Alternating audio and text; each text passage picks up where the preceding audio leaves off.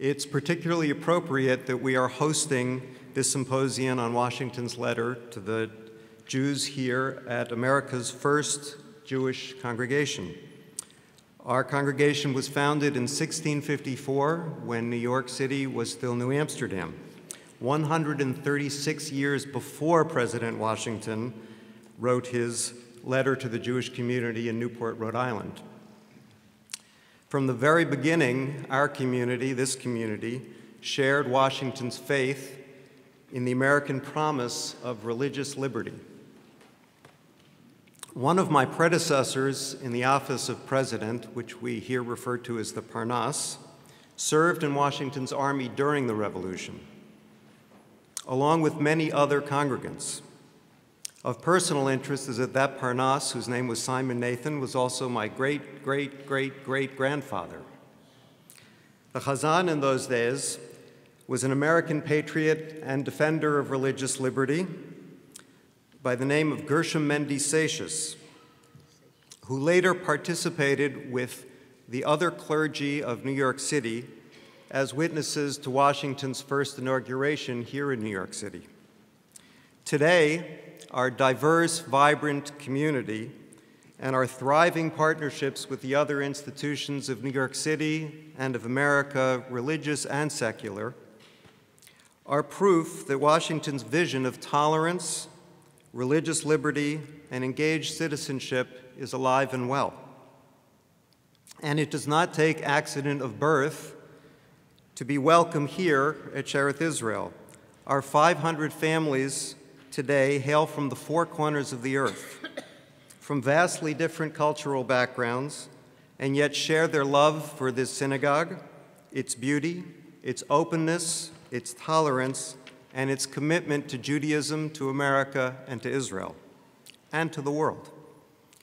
We are blessed today, as we were 222 years ago, to live in a nation, in Washington's words, of uncommon prosperity and security, one that gives to bigotry no sanction, to persecution no assistance. We at Shearith Israel are still partners in building that nation, and that's what brings us all here today. At Congregation Shearith Israel, Remnant of Israel in Hebrew, we take great pride in how we have preserved our Jewish heritage and way of life, and in particular, our distinctive Spanish-Portuguese traditions. Our congregation paved the way for millions of Jews that would one day call America home. We faced challenges along the way, from early discrimination of Peter Stuyvesant back in 1654 to the burning of our Torah scrolls by two British soldiers in 1776, when New York was lost at the outbreak of the American Revolution. We still have those Torah scrolls, a reminder of the freedoms that the United States of America has granted to Jews and to all peoples, and of our deep appreciation and gratitude.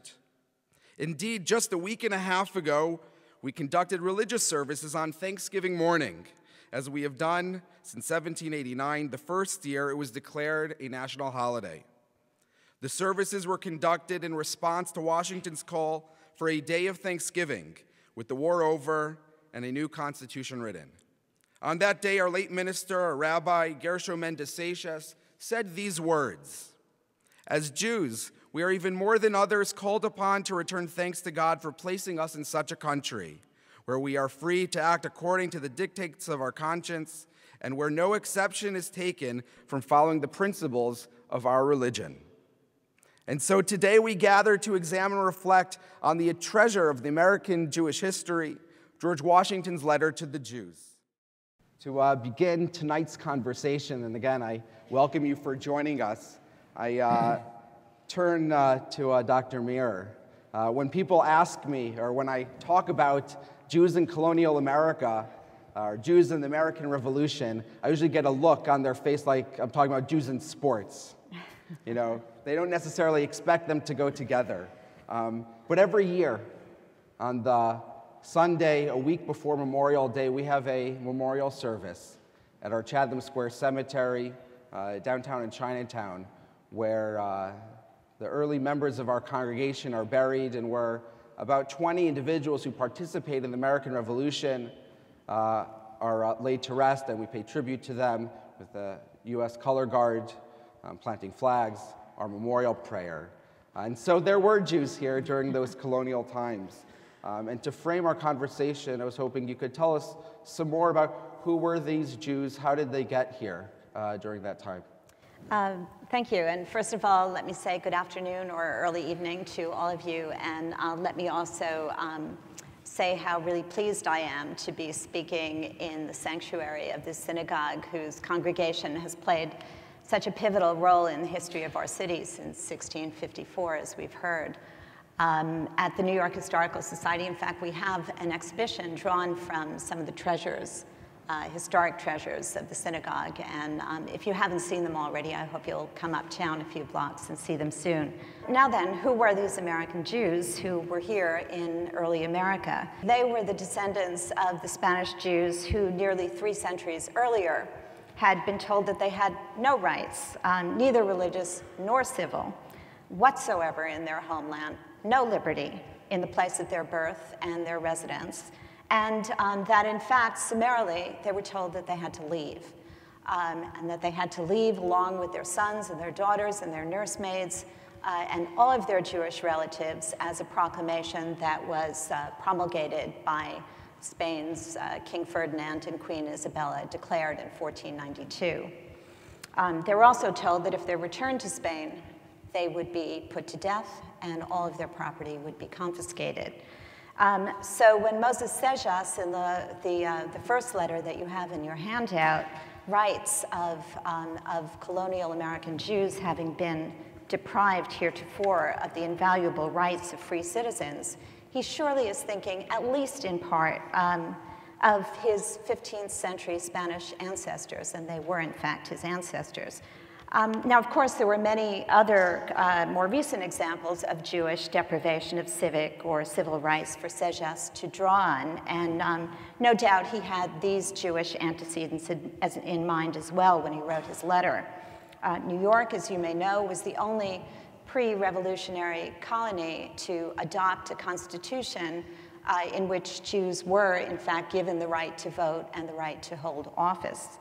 And the members of the Jewish community in Newport and Jewish communities elsewhere in America had been buffeted by the winds of anti-Semitism, both before coming to America and after arriving here. Right here in New York, for example, the first 23 Jews to arrive, about whom we've heard a bit, came here because Portugal had reasserted itself in northern Brazil, and it had imposed the long-standing prohibition it had on Jews residing in any of its territories. And of course, as we've heard, Peter Stuyvesant greeted these first 23 Jews with dismay and disdain and told them initially, basically, he didn't want them, didn't like Jews. So these were the roots of our early American Jews who had a long history of deprivation of civil and civic rights and who made the calculus that here, at long last, in the America of George Washington, they could finally assert themselves politically and even contribute to the slow but steady evolution of democracy in the United States. Thank you, Dr. Meir. As Dr. Meir mentioned, the letter to which Washington responded was written by the Parnas, the president of the Jewish congregation in Newport, Moses Seixas, who was actually the brother of Gershom Mendes Seixas, our minister here in New York. And the question is, why do they send this remarkable letter to George Washington? Why did George Washington go to Newport? Well, he certainly didn't go to Newport just to see the Touro synagogue and to meet Jews. He actually went to Newport to fulfill a kind of promise. Rhode Island was the very last of the colonies to sign on to the Constitution. It was a small state. It was nervous about agreeing to join the United States. Of course, the Constitution had been ratified by 3/4 of the states. George Washington deeply believed it should be unanimous, and he was quite unhappy at Rhode Island for not signing on. When he visited New England in 1789, he purposely did not go to Rhode Island as a sign of his displeasure. So when Rhode Island finally ratified the Constitution on May the 22nd, 1790, George Washington really needed to reward them for this action. And as soon as Congress adjourned on August the 15th, he and a significant entourage, including Thomas Jefferson, go to Rhode Island, pay a state visit to Rhode Island, visiting Newport and later Providence, really out of gratitude for the fact that they had finally signed on and made the Constitution unanimous. Now, it's important to remember that while the Constitution is unanimous, this is before the Bill of Rights. So we do not yet have the rule that Congress shall make no law respecting an establishment of religion or prohibiting the free exercise thereof. Only religious tests had been outlawed by the original Constitution. George Washington comes to Newport. He hears various addresses, public addresses made to him as per the custom of the day. These were open letters read out to him. He hears one address from the town. He hears one address from the Christian clergy. He hears one address from the Masons. Interestingly, the head Mason was the very same Moses Seixas. He actually read two letters. But by far, the most important letter that George Washington receives is indeed the letter from the Jewish community, read out by Seixas, who was a banker and the Grand Master and the Parnas. He was a leading citizen, and it sets forth a vision of religious liberty in America, and implicitly asked George Washington to confirm that vision. Thank you. Rabbi Soloveichik, why is this letter so important? Why has this become a letter which we refer to hundreds of years later, still reflecting on even to this day? Yeah. For Jews, this letter has always embodied the fact for us that in America we have found unparalleled equality and belonging. That's why it's such a treasure to us. Tony Blair, in his recent memoir, he opens with a prologue by saying that he has a Jewish friend whose parents emigrated to America. That's how he starts. This British Prime Minister's opening to his memoir. And they were very poor originally, and they made their fortune in America. And then, eventually, when his parents died, this friend of Blair's finds a locked box in his mother's possessions. And it's locked, he can't open it. He drills it finally to get it open, and it's intensely wrapped in paper. And he unpacks it and unpacks it, and finally in there, he's looking to see what was so treasured. And it's his mother's American citizenship papers, as that was her greatest treasure.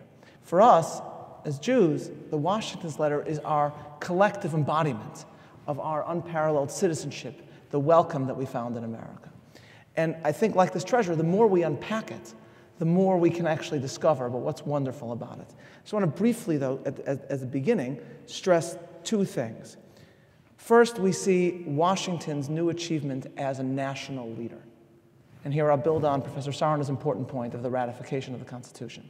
And second, we see Washington's extraordinary gift for corresponding with the diverse religious communities in America.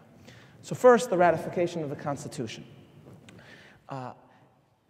After the signing of the Declaration of Independence, John Adams describes how the Declaration was read in the streets of Philadelphia. But what the crowd cheers after they read the Declaration is, "God save our American states." No one is saying, "God bless the USA." There is no USA. The Declaration has been signed, and the states are united in common cause, but there are a bunch of disparate states. And in each state, there might be a certain denomination, a religious denomination, that is the majority, and the minority is tolerated, but very often does not have equality. Now what happens? All of a sudden, there's a constitution, and this constitution creates a government that transcends the states.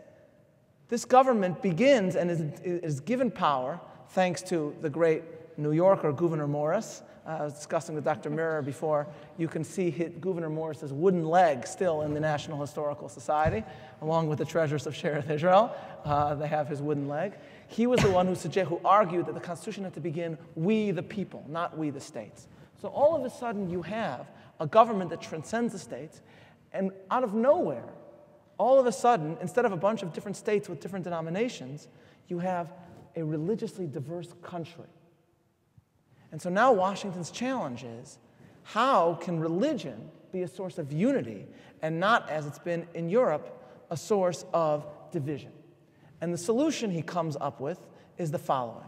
He makes a distinction, Washington, between his national addresses and his personal correspondence with the diverse religious communities in America. When it comes to his national addresses, he uses intensely religious language, but he goes out of his way to make sure that there is nothing in any way theologically preferential toward one group or another, so that he can in any way be suspected of favoring one denomination or another. Just give one example. His famous farewell address. He discusses, Washington, after his 2 terms as president, he discusses the importance of religion. So he stressed, this is one of the quotes, that reason and experience both forbid us to expect that national morality can prevail in exclusion of religious principle. So in other words, a moral country is a religious country. That was one of the main messages of his farewell address. But if you look at the original draft, which was penned by his speechwriter, a New Yorker by the name of Alexander Hamilton, about whom you can also learn a great deal at the New York Historical Society, there was another sentence that had been added originally, which was, quote, does it not require, meaning the religion of a country, the aid of a received and divinely authoritative religion, end quote. And Washington X'd that out, because then you get into the question of, well, what is an authoritative religion? Who are you siding with? What denomination are you siding with? Is it Methodism? Is it Presbyterianism? So Washington, he wanted to keep it general, religious, but general. But then, when he wrote letters to religious communities, then not only did he use theologically loaded language, he would adapt it to his intended audience. So, in the words of one scholar, Washington, to Presbyterians, would speak like a God-fearing Protestant. To Methodists, he would imply his support for revivals in religion. To American Catholics, he would write that they too were animated by the pure spirit of Christianity. And to Jews, he would invoke the Old Testament. That's what he would do. And so these themes, the national leader, now in charge of a religiously diverse country, and the referencer of the Old Testament to the Jews, you see both come out in this letter. To a large extent, this letter, if you compare the 2 letters side by side from Moses Seixas and George Washington, the second letter basically recycles a lot of the language in the first letter. Some of the most famous phrases are in Seixas' original letter, to give bigotry no sanction, persecution no assistance. That's all in Seixas' original letter. What does Washington add? 2 things he adds. First, he says, and this is in the middle paragraph on the right of Washington's letter, the last sentence, he says, it is now no more that toleration is spoken of, as if it was by the indulgence of one class of people that another enjoyed the exercise of their inherent natural right. What's he referring to when he says it is now no more of toleration? What he's saying is, he's not just contrasting America to Europe, he's contrasting the national government to the states. He's saying in the different states, Jews often were tolerated, but were not equals. But now in this nationally diverse, religiously diverse government, Jews are equal. And then he ends, and we'll say more on this as we go, by citing Old Testament. In the second sentence of the last paragraph, may the children of the stock of Abraham who dwell in this land continue to merit and enjoy the goodwill of the other inhabitants, while everyone shall sit in safety under his own vine and fig tree, and there shall be none to make him afraid. And of course, Moses Seixas knew that George Washington is citing here the famous vision of the prophet Micah, the prophet Micah, in his vision of the end of all war. And so George Washington, the military leader, is citing that by saying, now you have truly come, as it were, to the promised land. So what makes this letter as a symbol of religious freedom different than other fathers of religious freedom in America is that he's not making a philosophical argument here for religious freedom. Madison, Jefferson, they'll make a philosophical argument for religious freedom. There's no what's the argument? The argument is there's no point in forcing somebody to adhere to certain religious beliefs because they're not going to believe it, so there's no point. If you go to the Jefferson Memorial, you'll see it still says there something like, I have sworn on the altar of Almighty God my enmity for any tyranny over the mind of man. Washington's approach is different. His approach is not philosophical but social. His question is, how can I make every member of different faiths feel at home here? That's what he's trying to do. Those who hear me talk about America know I often cite Jane Levy's biography of Sandy Koufax and how on the Yom Kippur, when Sandy Koufax didn't pitch, so Don Drysdale pitched instead, and he did terribly, and they were losing terribly. So when the manager came out to relieve Don Drysdale said, hey, Skip, bet you wish I was Jewish today, too. And what made that so special is, in other words, the Jews knew they had a right to abstain from playing on Yom Kippur. But the fact that he identified with them, that Don Drysdale identified with them, that made them feel at home. So here Washington is not just saying in this letter, you have a right to religious freedom. He's saying this is now a national government that transcends the states. It's a religiously diverse government. It's a religiously diverse country now. For us to get along, we must all be equals. And I identify with your faith. I identify with your tradition. You have truly found a home here. I want to kind of continue with your comments and turn to Dr. Sarna to ask if you could help us kind of jump more into the letter. We have it in front of us to do a text study to understand what makes this letter so significant and perhaps some of the intricacies of it. Sure. As Rabbi Soloveichik already pointed out, the two letters are best read exactly as they have been printed here. They are best read in tandem. If we had time, we could really go line by line. Let me point a few things out. Of course, the first thing that attracts our attention is Moses Seixas writing, "Permit the children of the stock of Abraham." A strange locution. Why did he use that phrase, and where does it come from? Clearly, they were sensitive that in this era, for the very reason that Dr. Mirrer pointed out, the word Jew was still a word that they knew was sensitive, that it was not a word that they thought would raise them in Washington's estimation. So they do not use that word, although Jews certainly used it among themselves. Instead, ironically, they pick a phrase that is found in the Christian Bible, in the book of Acts, but I'm sure that's not why they picked it. They picked it because Abraham, after all, is a figure that Jews and Christians, and later Muslims, all revere, and children of the stock of Abraham, they thought, would elevate Jews. And then they use another phrase that we frequently do not pay attention to, but was of inestimable significance, and that is the phrase, join with our fellow citizens. Where in the 18th century could Jews use such a phrase? Where were they fellow citizens? And this is not accident.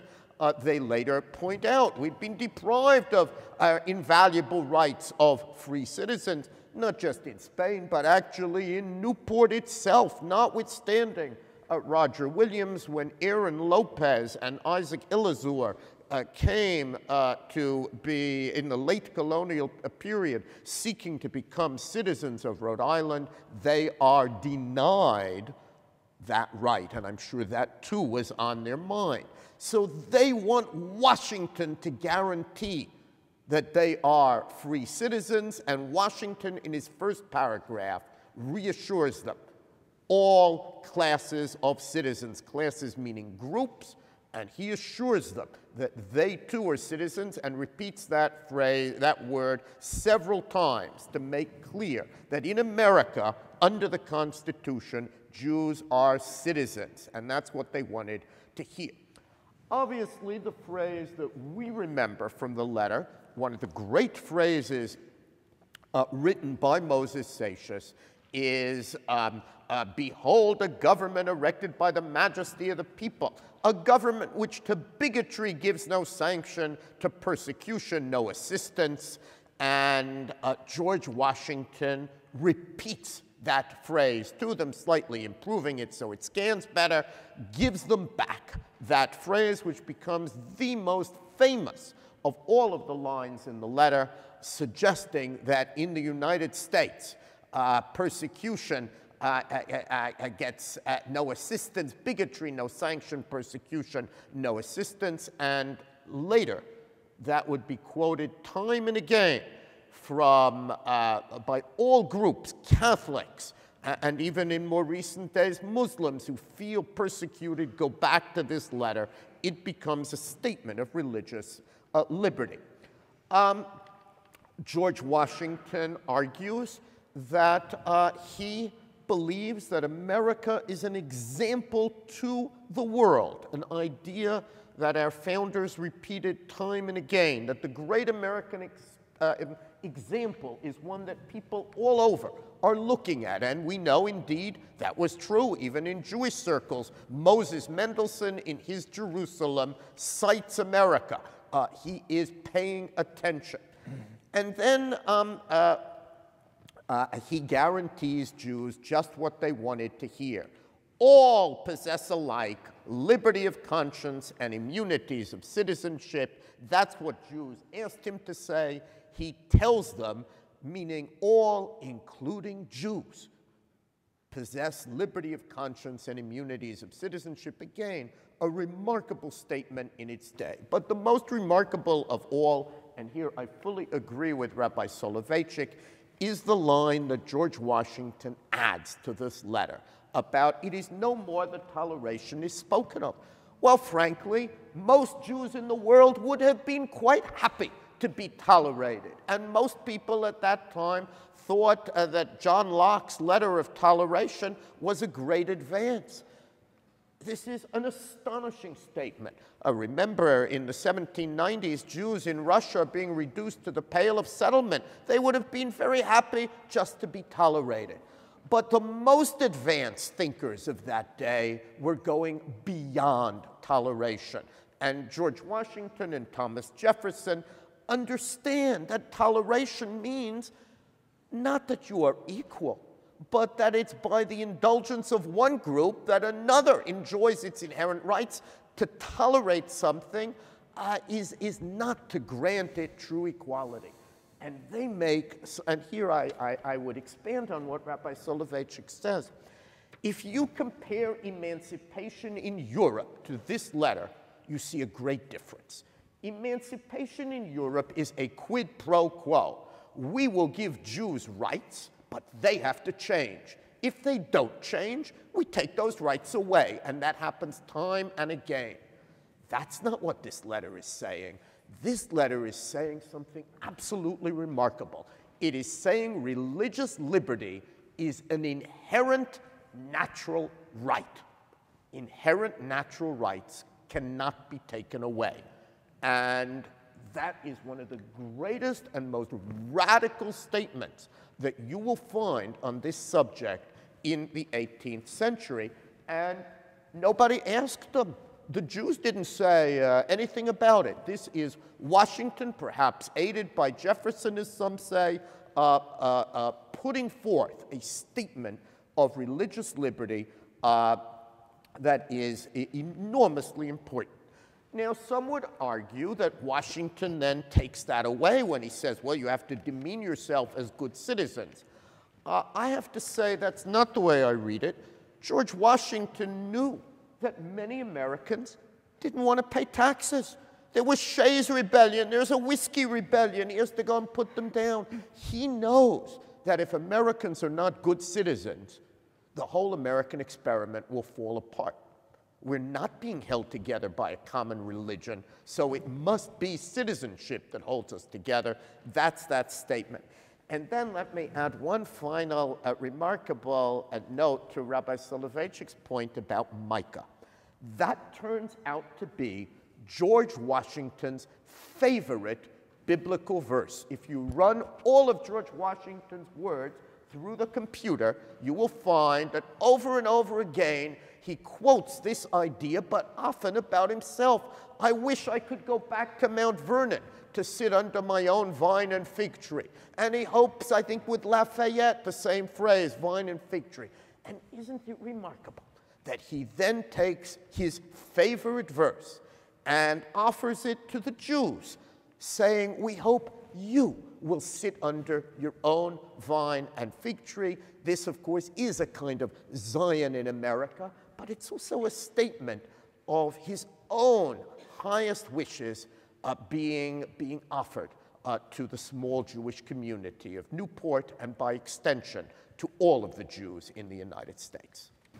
Just to follow up, underscoring how extraordinary this exchange of letters really was, with some additional historical context. You know, 1655, the Jews, in a letter by Manasseh ben Israel, had asked to be readmitted to Oliver Cromwell. So, you know, you have at least the ingredients for a similar kind of dialogue, but the response is the Jews are readmitted, but only because, as it said, there's nothing in English law that suggests that they shouldn't be allowed to live there. So then again, when you have later on in England, much more closer to this exchange of letters in the 18th century, the so-called Jew Bill, forgive the crass language, but that's what they called it in England, asking for Jews to be naturalized or be permitted to become naturalized English citizens.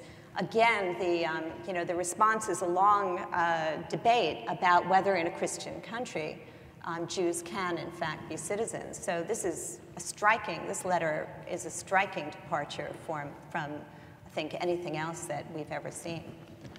Just to build on the points of both my co-panelists, first, I would say because of the extraordinary nature of this letter, what emerges then actually is that George Washington is not just the father of the country in the military or political sense, but he has the right to be placed on a pedestal along with Jefferson and Madison as really one of the fathers of religious freedom in America. People don't often do that. When you ask, who were the fathers of religious freedom? Let's say Jefferson, Madison, they'll of course cite Jefferson's work on the Virginia Bill for Religious Freedom. Washington is not associated with that. But now, and I think this is going to happen even more as, thank God, the letter is now going to be on display, more people are doing scholarly work on how George Washington, who is the head of this new government and knows that in every way how he acts, he's impacting the future of this country, the role that he played in religious freedom in America. The more you unpack, the more you discover this. I want to throw out one other point about that verse in Micah, the Micah, precisely because, as Professor Sarna said, that this verse was his favorite phrase. So he clearly, I mean, this phrase appears in other places in the Bible too, but he clearly is very he's intimately aware of the context in which this verse appears, because he does cite it all the time. So if you actually go to look at the book of Micah, and you look up that precise verse, it's Micah 4:4.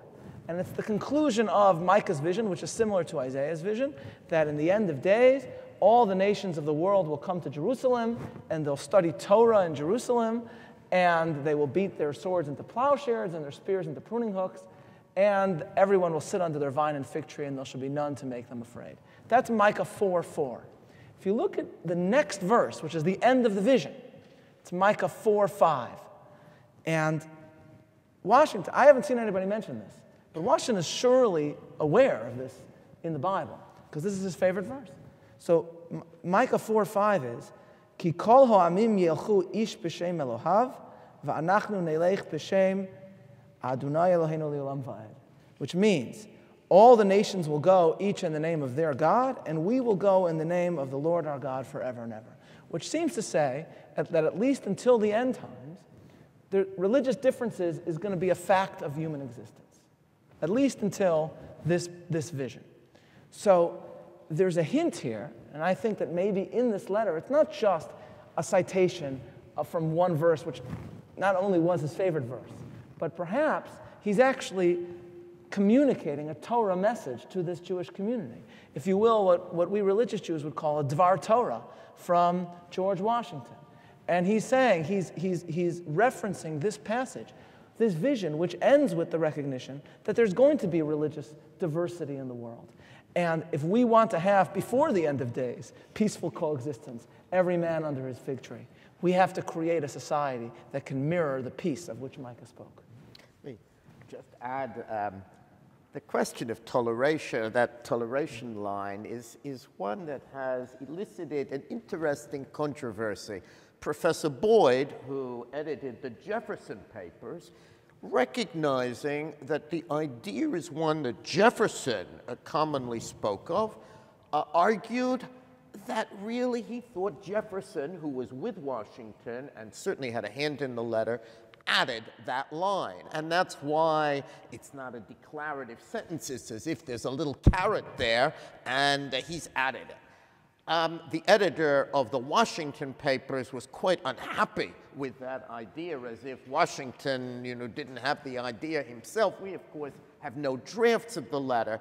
But I do want to say, in defense of Washington, that there is an earlier letter that Washington sends to the Quakers in 1789, where once again he makes the distinction. They write to him about toleration, and he responds with the language of rights. And therefore, it does seem to me that Washington, too, and I'm therefore strengthening this point, has a sense that religious liberty in America is a matter of right. And that has huge implications for the whole American experiment. Right, and absolutely, because any European antecedents that invoked toleration, which they did, meant just that. It was no right. It was one community indulging the rights of another. Right. And Washington, in other letters to other religious communities and to other letters we have that he wrote to Jews, even when he's not invoking the political term of rights, he's speaking in a way that shows that he is treating them as equals, not out of the goodness of his heart, he's tolerating them. So Washington has done this before, and he's doing this to every religious community, making them feel wanted, as if they belong, as if they're equals with himself, the great hero of America. Right. It is important to know that although other communities sent a single letter to George Washington, the tiny Jewish community sent 3 letters. Yeah. That makes sense. Right. Well, it's actually quite interesting. The first letter, which Rabbi Soloveichik just quoted, is from the Jews of Savannah. It's frequently misdated, but now dated June the 14th, 1790. And Washington replies. The second letter is our correspondence with Newport.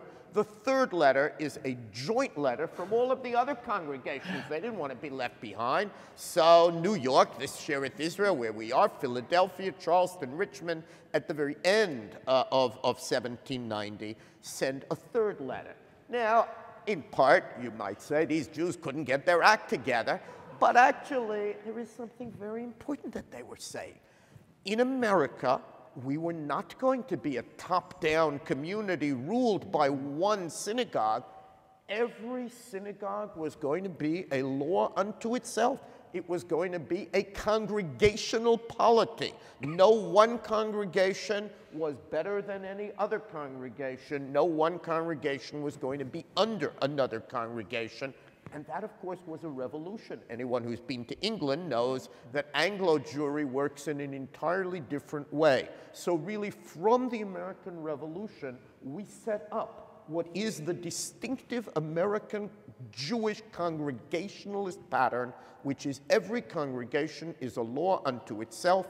It does not need permission from another congregation in order to write to the President of the United States. It can do so directly. And once again, that congregationalist pattern was demonstrated right from the very beginning. Thank you. In following up with a couple of the different comments that we've heard so far, that the Bill of Rights happened afterwards, that this wasn't built into the Constitution. Perhaps you could speak a bit about the 2 questions. One was, well, where does this idea then come from, right? It wasn't inevitable that this would be the case. This hadn't been the case elsewhere. And ultimately, then what influence or how does Washington's letter impact then what will ultimately become the freedom of religion in America and become codified here?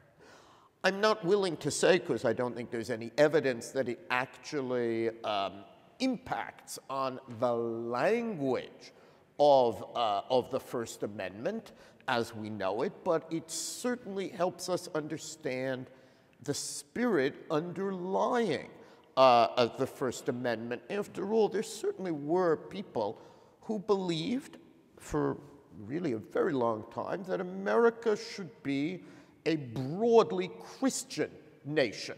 Some wanted it a Protestant nation, some a Christian nation. But that, of course, is not the way the First Amendment is set up, nor the way America becomes. And some of that, I think, does have to do with this letter, because unlike all the other letters to religious groups, this letter is sent to a non-Christian religious group. Jews are by far the most important non-Christian white religious group in the United States. So that is, I think, very important in shaping a country where Jews become equal. It is letters like this, I think, that help us to fill out the vision of religious liberty that people like George Washington But doesn't it, on the other hand, also set up a different hierarchy, or hint at setting up a different hierarchy with American as the overarching category and religious identity? At this time, Jews begin to view themselves differently, and we can see that because they stop referring to themselves as the Jewish nation. Colonial documents and Caribbean documents very frequently refer to the idea of the Jewish nation.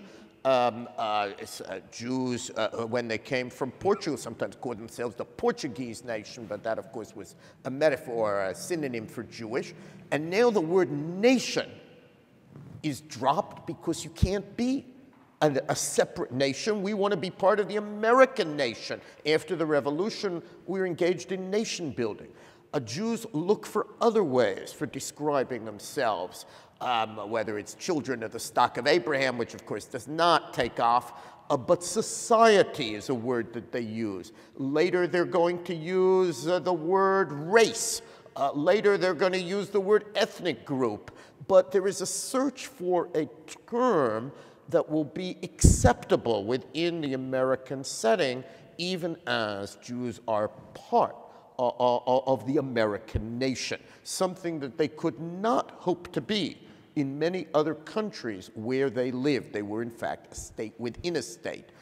Now that we have a modern world with an American nation and nation building, Jews very much want to be part of that nation. Of course, in Europe, you are going to require Jews in many ways to speak of their loyalty to France and so on, and to drop many things, to drop elements of nationhood. It is interesting to compare the Paris Sanhedrin and the requirements made on Jews after the French Revolution with the American setting where none of that happens. No demands are made on Jews that we will only give you George Washington's letters if you agree to A, B, C, D. Nothing of the kind. Jews get it as an inherent natural right. We have to remember that the First Amendment, when it was passed, only affected the national governments. Right.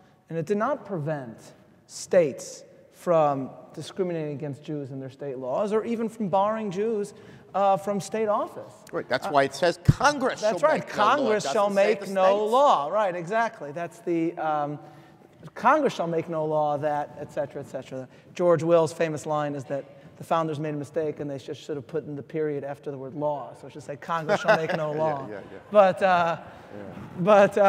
it's affecting Congress. But it doesn't affect the states. So you can make the argument that the way Washington deals with the different communities and treats them as equals, here you have the hero of the country, that actually has a greater impact on the situation of Jews in the states in the various states than the First Amendment itself.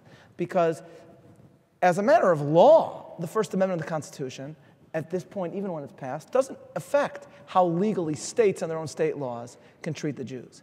But if you have what starts to develop, as Meir and other scholars point out, if you have Washington treating Jews as equals, so then people in the states start to think, well, it's a little ridiculous that we, who cannot come close to Washington in terms of our achievements for this country, we discriminate. That makes no sense. And I would also add that Washington showed this in terms of his focus on religious freedom, not just on Jews. It is true that the Jews were the main non-Christian denomination, religious denomination in America, all 3,000 of them, which is all the more remarkable that he's focused on them. But to some extent, you can make the case that there was less anti-Semitism than there was anti-Catholicism in America at that time. And anti-Quaker, the Anti-Quakerism, certainly. There's a line from Jefferson, that Jefferson said that the role of America in world history is to remove monkish superstition from the land, something like that. And when President Bush, I think this was for the 200th anniversary of Monticello, something like that, when he read that letter, so they dropped out the word monkish. It's been pointed out to me. So that it just says, America, the role of America is to remove superstition from the land. But for Jefferson, of course, superstition was Catholicism. And yet we know that Washington, even before he became president, was very sensitive about how Catholics were treated. We have a letter that he wrote to one of his then heroic officers by the name of Benedict Arnold, who he sent to Quebec for an operation. And he wrote to him as follows, quote, "I also give it in charge to you to avoid all disrespect or contempt of the religion of the country and its ceremonies." That, of course, means the Catholicism of the French Canadians. "While we are contending for our own liberty," wrote Washington, "we should be very cautious of violating the rights of conscience in others, ever considering that God alone is the judge of the hearts of men, and to him only in this case they are answerable." So you can make the case that there was actually more anti-Catholicism than there was anti-Semitism. Oh, much more. Yeah. There was a synagogue, this synagogue in New York, long before the first Catholic Church was ever built, which coincided with Washington's inauguration. Right. And many of the founding fathers who were quite open to Jews actually were very negative and saw Catholicism, of course, as a much greater threat. Of course, that was part of the English tradition. Right. So that's right. So Washington, as a father of religious freedom in America, can be a hero, not just to Jews, but to Catholics as well, certainly, who at the point in history that we're discussing were, as Dr. Mirrer said, really more disliked than the Jews in America. Do we see from any internal sources how Jews responded or reacted or felt about this, touching on what you were saying earlier about how impacted Jewish identity through this experience? Well, I think Jews did change in both the way in which the language in which they talked about themselves. That's right. I mean, of course, as Professor Sarna says, they could no longer, and they did no longer talk about themselves as a nation because they were not. They understood themselves to be part of the American nation. And the structures that they'd come here with disappeared, evaporated, because they didn't make sense anymore. And they were complicated and depended on a kind of authoritative, let's say, series of labors and responsibilities that just didn't make sense any longer. Our congregation changes its constitution to begin with, we the people. Yeah. So there were marked changes in the way in which the Jewish community sought coherence, but and they would have an impact over time. I think there's no doubt of that. I'll point out a couple of things. No question, Jews celebrate at the inauguration. We actually have at the National Museum of American Jewish History a Hebrew acrostic with the name George Washington in Hebrew letters. Washington, yeah. A celebration in Hebrew of Washington. Jews mourn, of course, with the country as a whole upon Washington's death. It is worth noting, even in the letter to Washington, something that's subtle, but I think important.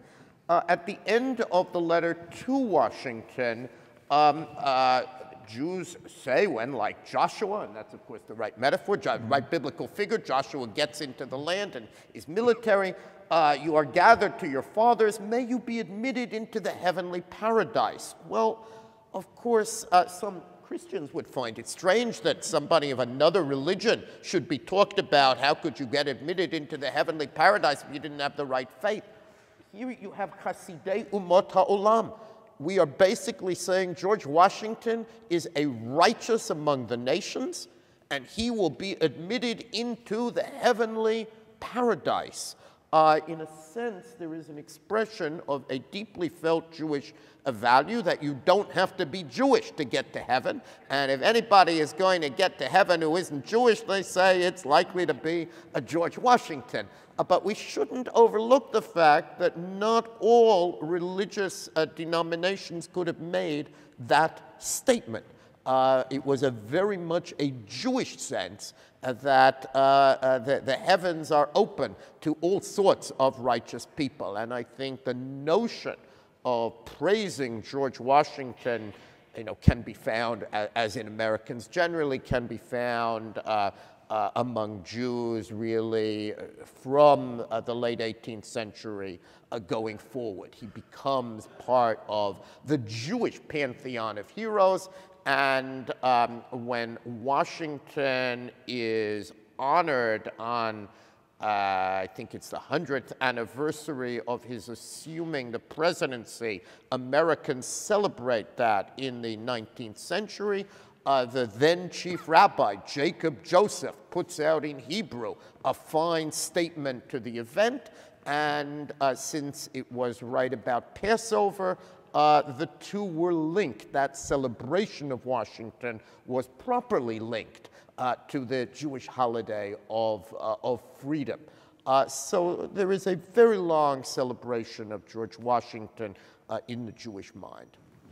Beers adding that of the 12, 14, I forgot the number, clergy that greeted George Washington when he came to New York to be inaugurated was the Chazan of this community, Chazan Seixas.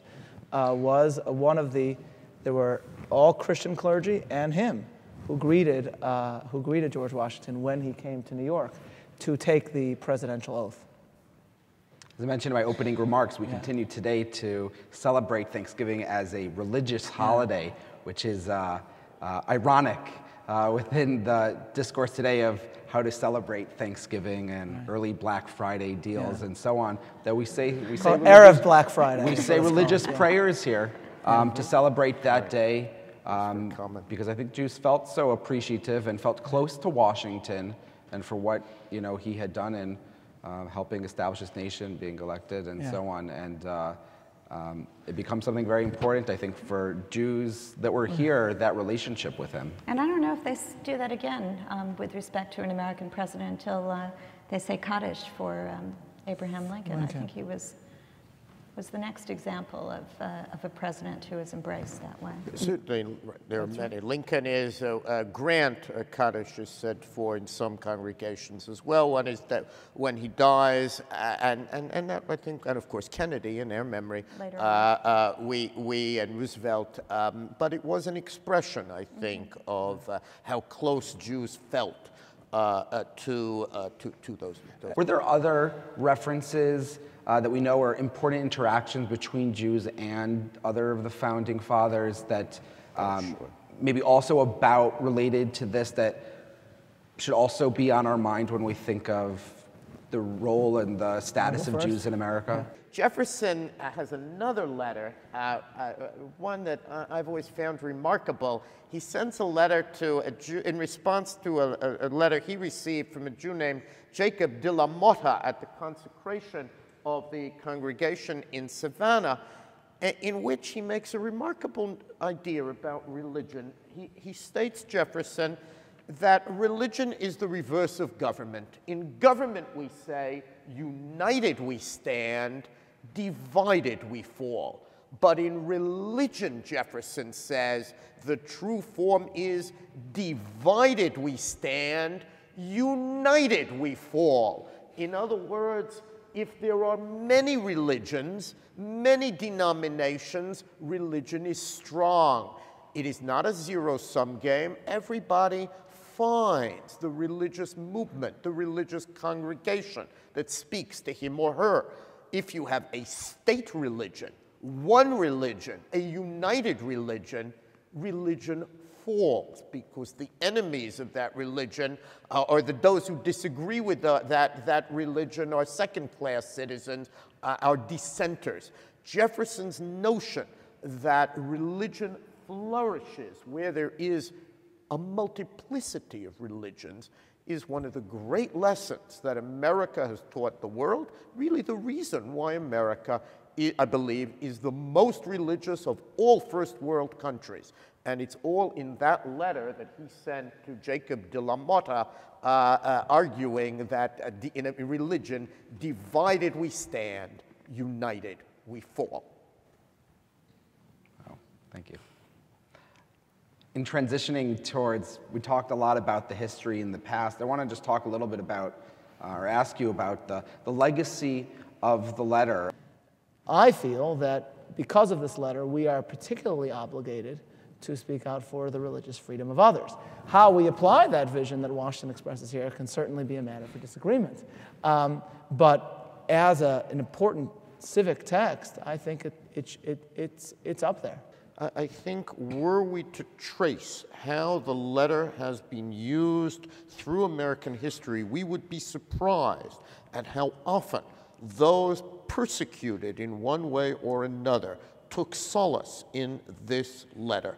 It is one of those texts, one of those central texts that Americans knew, and I'm very pleased that now the letter is again displayed at the National Museum of American Jewish History, that people can read it, they can study it, they can interpret it, they can debate it, and we can then move on to which policies are and are not appropriate, but let's know the basic texts as they are.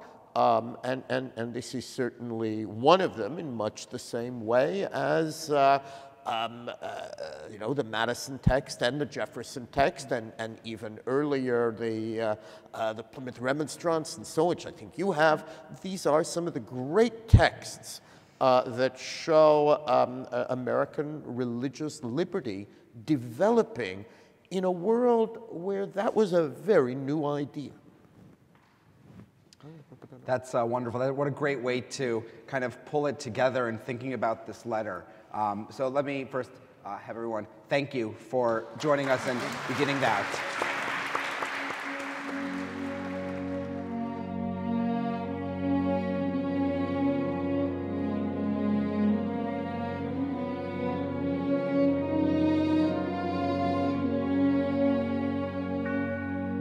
We would be pleased to send a complimentary DVD of this program to anyone who wishes to support Shalom TV with a tax-deductible gift of $36, double high or more, to the nonprofit organization Jewish Education in Media. Simply visit the Shalom TV website homepage and click on the Donate button to make a donation by PayPal or your credit card. And please indicate the program for which you would like a DVD. Or you can send your tax-deductible check made out to GEM. To GEM, Post Office Box 180, Riverdale Station, Bronx, New York, 10471. And again, please remember to indicate which program you would like to receive on DVD with our compliments. And we thank you for your kind support.